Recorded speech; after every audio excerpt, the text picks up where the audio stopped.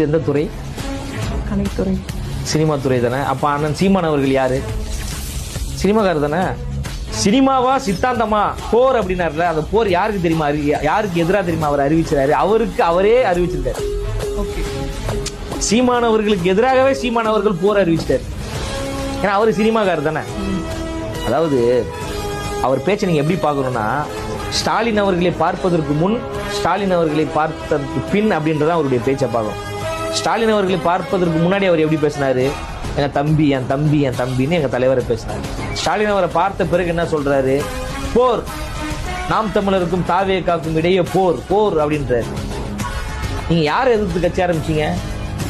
திமுகவை எதிர்த்து தானே கட்சி ஆரம்பிச்சீங்க. இத்தனை வருஷமா திமுகவுக்கு எதிரான போர் தானே நீங்க சொல்றீங்க. திடீர்னு எப்படி தாவேகாக்கு எதிரான போராக மாறியது?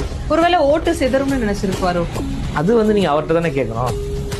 நாங்க எந்த இடத்துலயாவது எங்க தலைவர் சீமான் அவர்களுக்கு எதிராக பேசியிருக்காரா? ஏதாவது ஒரு இடத்துல? இல்ல எங்க கட்சியை சார்ந்தவர் யாராவது நாங்க சீமான் அவர்களுக்கு எதிராக பேசியிருக்கிறோமா? கிடையாது. நாங்க இலக்கு தெளிவாக இருக்கு, திமுகவை வீழ்த்தணும், பிஜேபியை வீழ்த்தணும். அவர் தான் ஒவ்வொரு முறையும் போரை மாத்தி மாத்தி அறிவிக்கிறாரு. திடீர்னு பார்த்தா சிங்கள பௌத்த பேரினவாத அரசுக்கு எதிரான போர் அப்படிம்பாரு, திடீர்னு பார்த்தா காங்கிரஸுக்கு எதிரான போர் அப்படிம்பாரு, அப்புறம் திடீர்னு பார்த்தா பிஜேபிக்கு எதிரான போர், அப்புறம் அதிமுகவுக்கு எதிரான போர் அப்படிம்பாரு, அப்புறம் மக்கள் நல கூட்டணி உருவாகி வருகின்ற பொழுது இது வந்து விஜயகாந்துக்கு எதிரான போர் அப்படிம்பாரு. ரஜினிகாந்த் கட்சி ஆரம்பிக்கலான்ற ஒரு முடிவுல இருக்கும்பொழுது ரஜினிக்கு எதிரான போர் அப்படின்னாரு. அப்புறம் என்ன பண்ணாரு? பெரியாரியவாதிகளுக்கு எதிரான போர், இது வந்து பெரியாரியத்துக்கு எதிரான போர் அப்படின்னாரு.